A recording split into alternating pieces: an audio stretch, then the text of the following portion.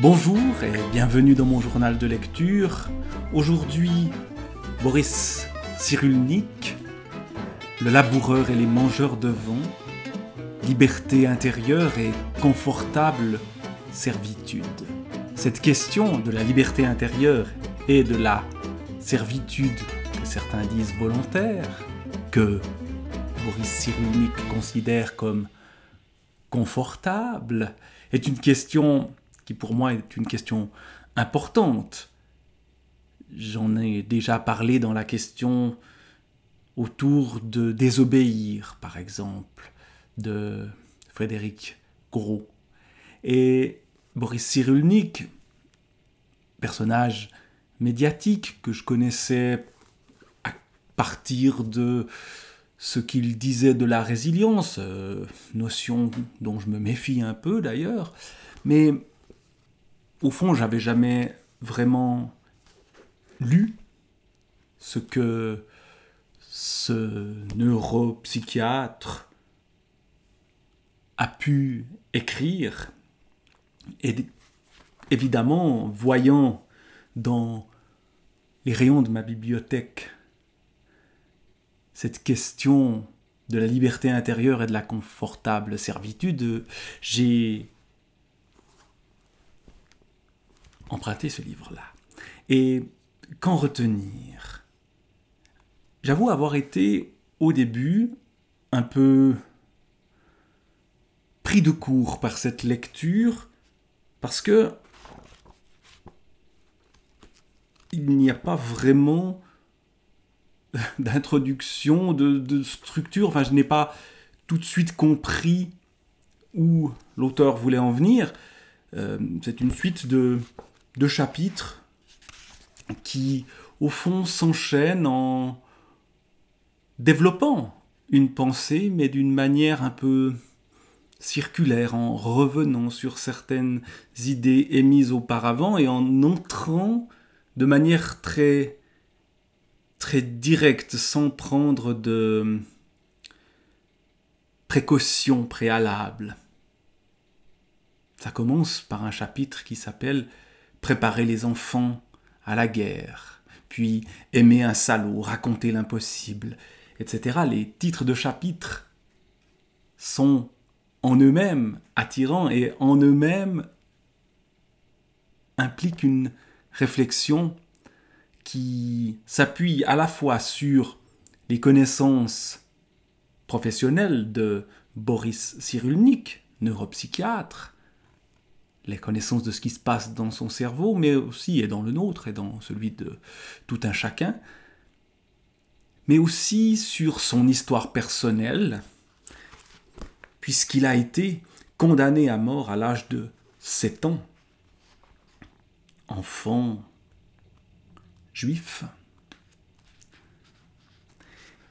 et qu'évidemment il s'est retrouvé dans une situation où ces questions de liberté intérieure et de confortable servitude se posaient de manière radicale.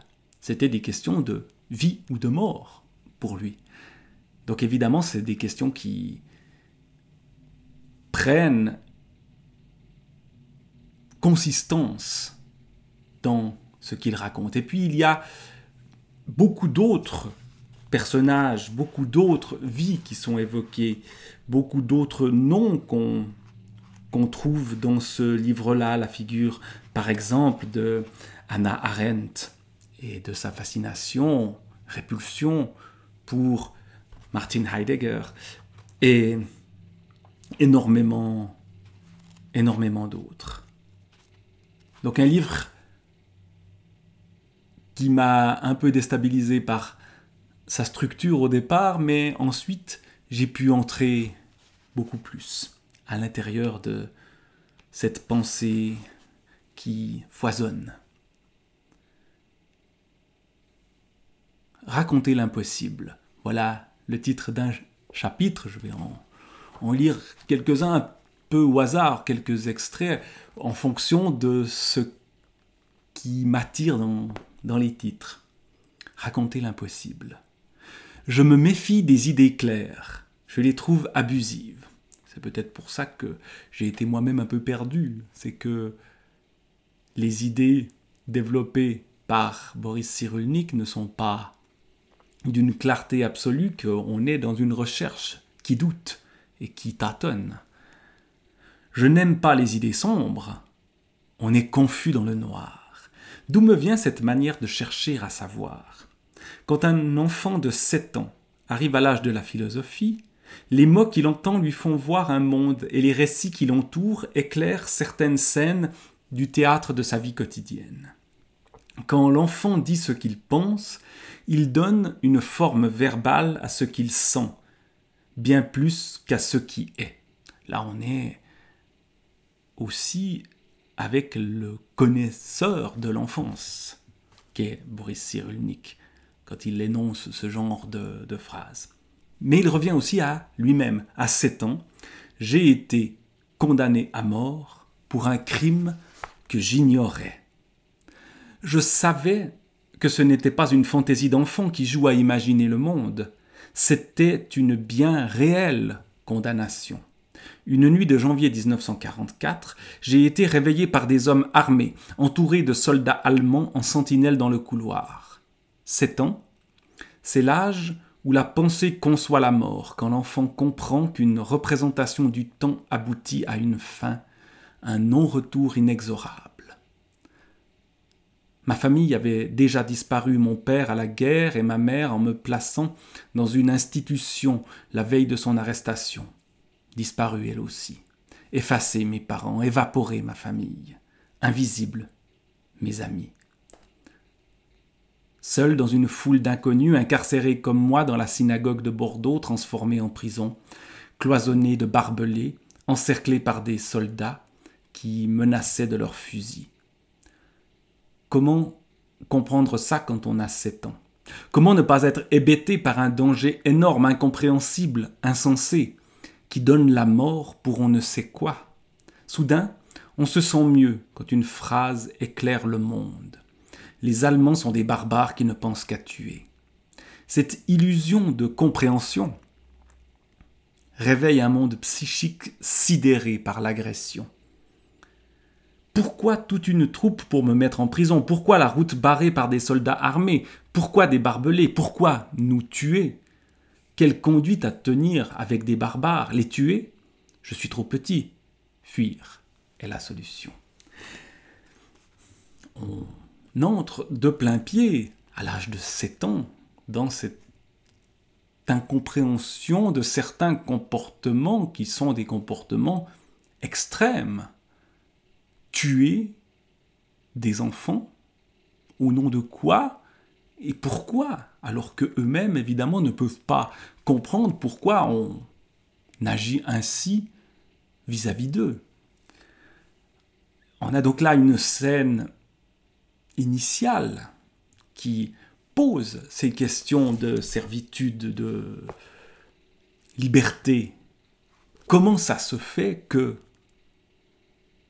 la servitude, l'obéissance puisse aller jusque-là, c'est-à-dire jusqu'à tuer des enfants qui n'ont rien fait?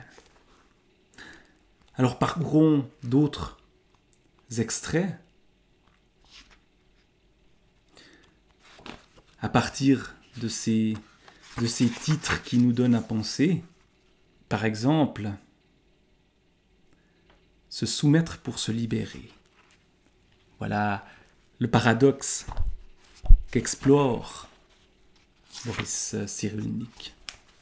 Il revient là aussi à ses connaissances sur le fonctionnement mental des enfants.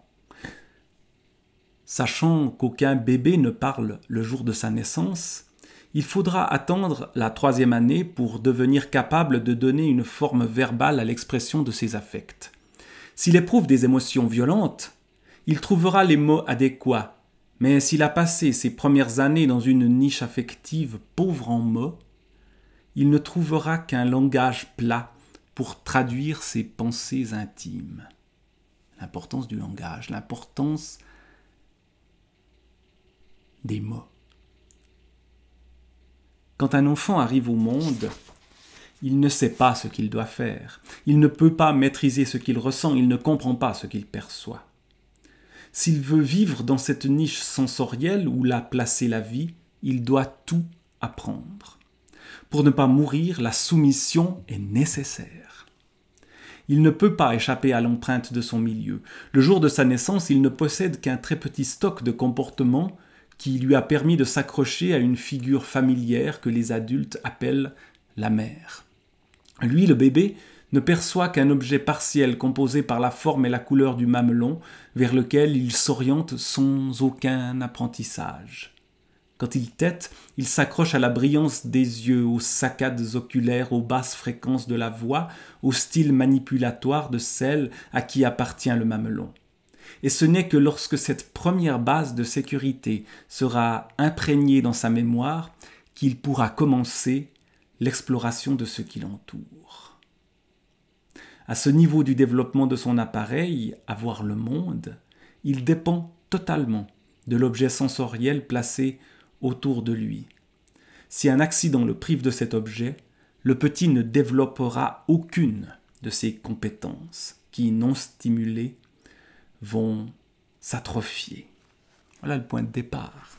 Revenir aux origines de cette soumission confortable et nécessaire au départ. Mais évidemment, à un moment, on se sépare. On trouve son indépendance, ou on ne la trouve pas, ou on la remplace. On remplace sa dépendance dans la figure maternelle, puis peut-être paternelle aussi, par des chefs, par des gens qui nous disent quoi penser, et c'est confortable en effet. Et il y a toute une explication affective de la soumission. La soumission à des chefs. La soumission à des gens qui pensent à notre place, qui nous permettent de délirer tous ensemble. Voilà un autre titre de chapitre qui renvoie forcément à ces épisodes de l'histoire qui touchent directement Boris Cyrulnik. La question moins paresseuse, il a posé des questions plus paresseuses auparavant, serait la suivante. Comment de gentils villageois ont-ils pu se laisser entraîner à commettre ou laisser faire l'assassinat méthodique de milliers de voisins? Comment de grands intellectuels ont-ils pu penser qu'il était moral d'exterminer des êtres humains à cause d'une idée indémontrée? Comment de gentils papas ont-ils pu tuer des enfants en ayant l'impression de bien faire leur travail? Il y a aussi la figure de Eichmann et du procès avec l'idée de banalité du mal qui est aussi mise en avant ici. Et d'ailleurs, le mot banal va arriver tout de suite. Au lieu de chercher une explication par la théorie du monstre, je propose de nous intéresser à la dérive du banal. Comment cela a-t-il pu arriver? Dans les années 1930, il y avait en Basse-Saxe une petite ville, presque une sorte de conte de fées qui commence ici, mais qui va vite mal tourner, Talbourg, qui menait son chemin sans problème majeur. En octobre 1929, après le jeudi noir de l'effondrement de la bourse de New York, le vote avait donné 2,6% des suffrages au parti nazi. En 1932, le NSDAP obtenait 37,2% des voix. Quand Hitler fut installé au pouvoir, 43,9% de la population avait voté pour son programme. Et en 1939, le Parti national-socialiste ouvrier allemand bénéficiait d'un raz-de-marée électoral qui lui accordait tous les pouvoirs. Pas d'événement majeur, pas de bombe, pas d'immigration, simplement un discours planteur de haine. Les harangues pour résoudre les problèmes de la cité, le chômage croissant et la gestion de la ville s'exprimaient dans un style de plus en plus fiévreux. Au début, les réunions étaient consacrées aux soucis quotidiens des artisans, des commerçants, des fonctionnaires et des retraités. On se disputait normalement. Mais on devait aussi affronter un petit groupe de plus en plus conflictuel qui préférait aborder les questions abstraites du nationalisme, de la puissance insidieuse des juifs et des marxistes. Il n'y avait pas d'antisémitisme à Talbourg, mais la population très religieuse organisait des spectacles, des films, des loteries, des défilés militaires qui mettaient en scène une bataille d'idées contre un ennemi, le juif, le socialiste, le sans-Dieu ou, si l'on préférait des généralités vagues, le système, coupable de tout. Le processus qui mène au pouvoir est classique. D'abord, il faut organiser des défilés formidables où la marche puissante, les chants offensifs, les vêtements arborant des insignes comme les 3 flèches du front de fer déclenchent de fortes sensations. Puis les discours devront donner des arguments pour légitimer l'indignation, la haine et la juste colère. Alors on aura du mal à ne pas passer à l'acte, à chercher la bagarre et à casser tout ce qui représente la société qu'on désire abattre, les monuments, les bancs sur les trottoirs et même les écoles. La violence politique devenait une institution permanente. À Talbourg, il y avait une très faible population juive. D'après le recensement de 1932, elle s'élevait à 120 personnes sur une population de 10 000 habitants. Pas de quartier israélite, un tout petit groupe parfaitement assimilé de commerçants, d'enseignants, de musiciens et de sportifs qui se sentaient allemands et en étaient heureux. Pas d'antisémitisme non plus. Pour déclencher la haine, il a suffi que le Parti national-socialiste, dans son journal Le Talburger, s'indigne de la juiverie internationale qui répand une propagande infâme contre l'Allemagne. Dans le réel, rien. Les mangeurs de vent, c'est ceux-là. C'est ceux qui brassent le vent, qui le soufflent sur les autres et les gens avalent les beaux discours, même s'ils ne reposent sur rien, même s'ils sont du vent. Mais dans la représentation de ce réel inexistant, un discours bien charpenté par une rhétorique claire, affirmative et une mise en scène émouvante, vigoureuse et exaltante qui provoquait une juste indignation.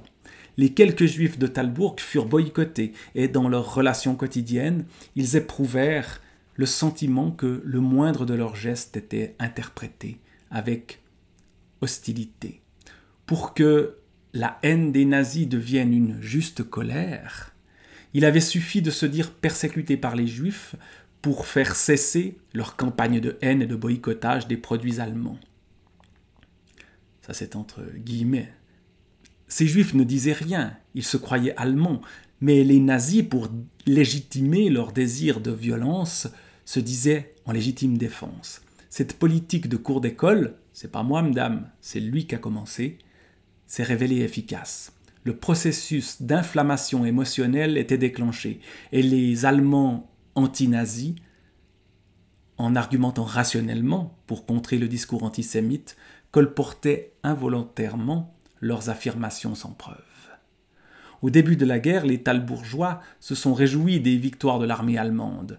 La dictature nazie n'avait plus besoin de textes écrits pour imposer sa loi, puisqu'elle était appliquée au quotidien par des milliers de micro-dictateurs. Les ordres n'étaient plus nécessaires, puisque la population était embarquée dans une soumission heureuse. On voit donc ici les mécanismes de la soumission confortable, la servitude qui devient heureuse parce que exaltée par les discours, par la rhétorique, par les sentiments qu'ils procurent ces discours. Alors, comment résister à la toute-puissance du conformisme? Voilà un autre titre de chapitre. Comment sortir du groupe? C'est extrêmement difficile parce que nous avons besoin du groupe. Imiter, c'est être avec. Voilà un autre titre de chapitre. Se laisser entraîner dans un crime de masse. Autre titre qui va plus loin. C'est que l'imitation et l'adhésion et la servitude, la soumission, l'obéissance peuvent aboutir à se laisser entraîner dans un crime de masse, sans s'en rendre compte, sans considérer que c'est véritablement un crime de masse. Comment? Que faire? Qui sont ceux qui sont les laboureurs, ceux qui gardent leur ligne et qui ne se laissent pas avoir?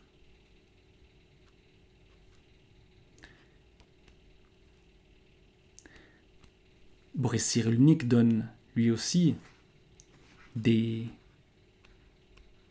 pistes pour répondre à ça, pour peut-être éviter de se soumettre à l'autorité, autre titre de chapitre. Et je vais lire donc la fin, liberté intérieure. Le choix est clair, mais il est douloureux. Ceux qui s'engagent sur le chemin de la liberté intérieure perdront leurs amis. Ils seront haïs par ceux qu'ils aiment, comme l'a été Hannah Arendt. Penser par soi-même, c'est s'isoler. L'angoisse est le prix de la liberté.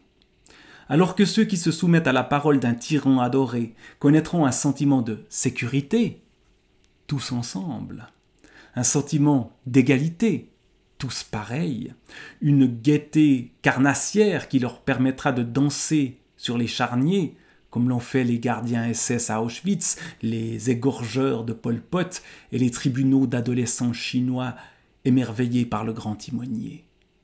Par bonheur, nous pouvons agir sur le milieu qui agit sur nous. Il suffit d'organiser autour des enfants, importance essentielle de l'éducation, il suffit d'organiser autour des enfants un milieu sécurisant, qui leur donnera le plaisir d'explorer. Nous leur proposerons plusieurs figures d'attachement pour leur apprendre à aimer de diverses manières. Nous ouvrirons leur esprit en leur apprenant plusieurs langues, plusieurs manières de penser et d'explorer diverses cultures. L'idée de diversité, plusieurs.